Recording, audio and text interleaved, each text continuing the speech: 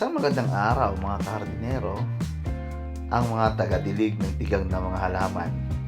Nandito Hoy, kami ano ngayon yan? sa isang part na Siguraduhin matatanaw mong ang halaman downtown yan. ng Calgary.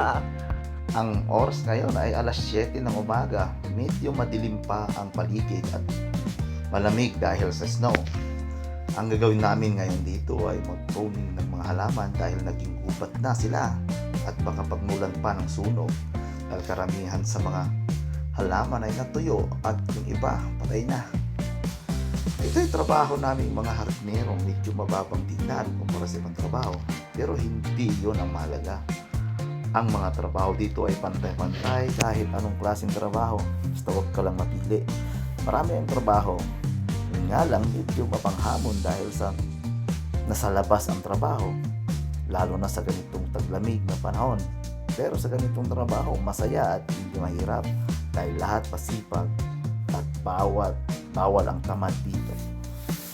Sa bawat paghagban namin dito, bitbit namin ang aming mga pangarap. Sa gitna ng malamig na hangin at tigang na lupa, lumalabang kami para sa magandang bukas. Hindi bang kami mga CEO o mga inenyero.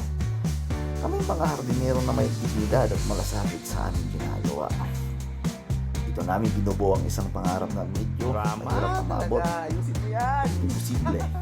Kailangan lang ng determinasyon, perseverance at resilience. Kailangan lang sa iba ng iba.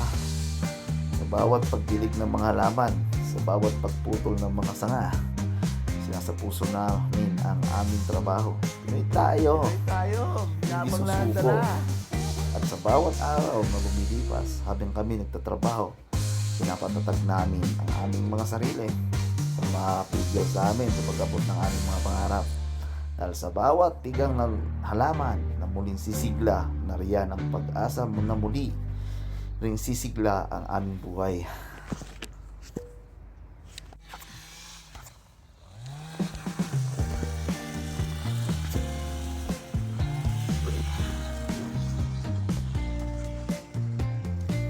Ayan yung mga kasamahan namin ng mga Pilipino na mga masisipag. Ayan, ganyan ang aming ginagawa sa bawat araw na aming pagtatrabaho.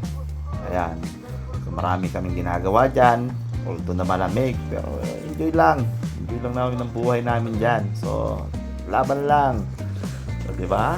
So masaya na mahirap, pero sige lang, diba? Makakaabot din tayo sa ating paroroonan.